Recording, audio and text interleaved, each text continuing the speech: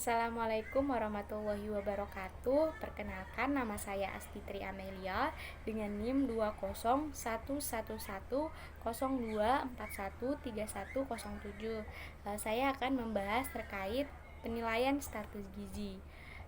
Di mana status gizi itu merupakan ekspresi dari keadaan keseimbangan dalam bentuk variabel tertentu atau perwujudan dari nutrien dalam bentuk variabel tertentu, yaitu dengan contoh gondok endemik yang merupakan keadaan tidak seimbangnya pemasukan dan pengeluaran yodium dalam tubuh.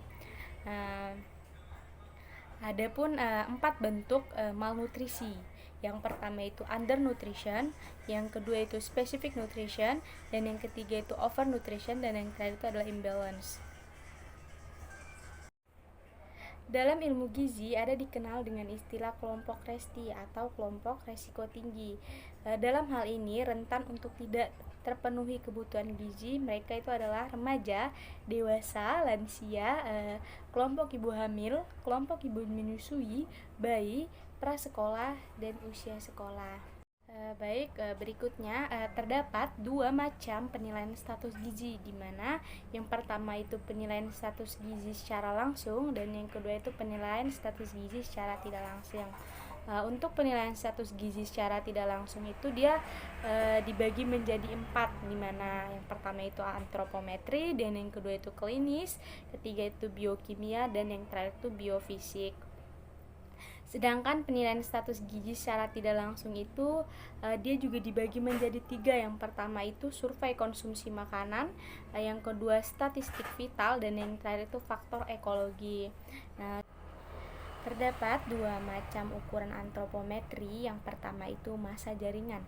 Pada massa jaringan ini menunjukkan pertumbuhan massa jaringan aktif.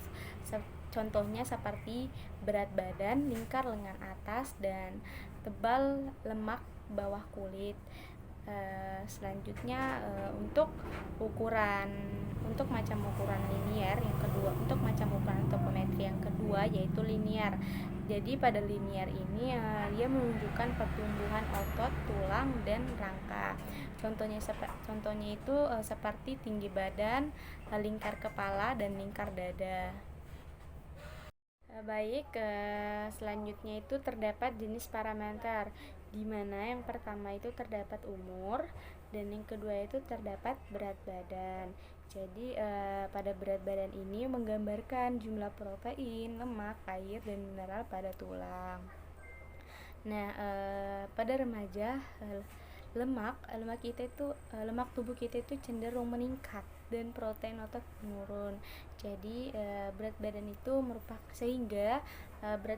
merupakan ukuran antropometri yang terpenting dan paling sering digunakan pada bayi yang baru lahir. Untuk alatnya sendiri itu bisa menggunakan baby scale, timbangan bayi digital atau panjang badan, dan timbangan berat badan dan TB. Adapun dengan timbangan digital, selanjutnya itu ada tinggi badan. Jadi tinggi badan ini merupakan antropometri yang menggambarkan keadaan pertumbuhan skeletal. Jadi tinggi badan ini merupakan parameter yang penting bagi keadaan yang telah lalu dan keadaan sekarang. Adapun pengukuran tinggi badan untuk balita apabila sudah dapat berdiri, yaitu contohnya mikrotoa.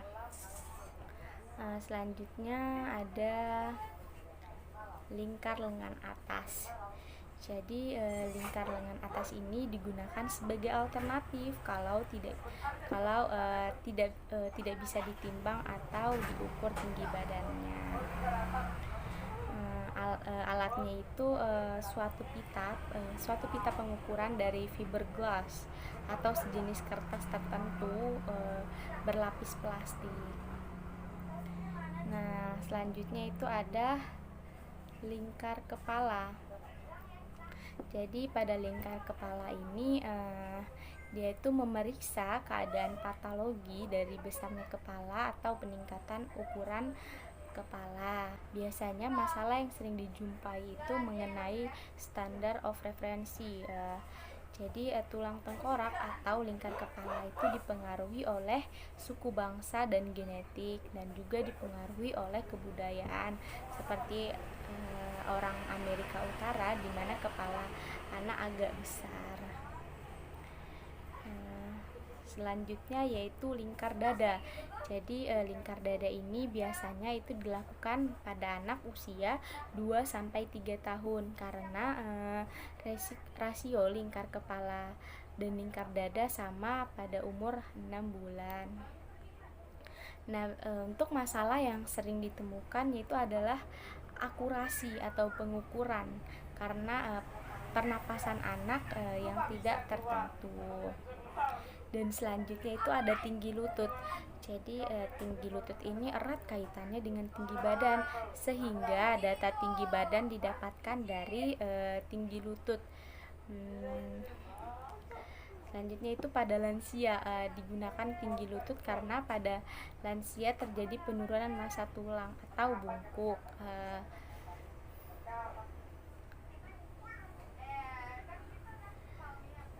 Selanjutnya yang terakhir itu ada jaringan lunak.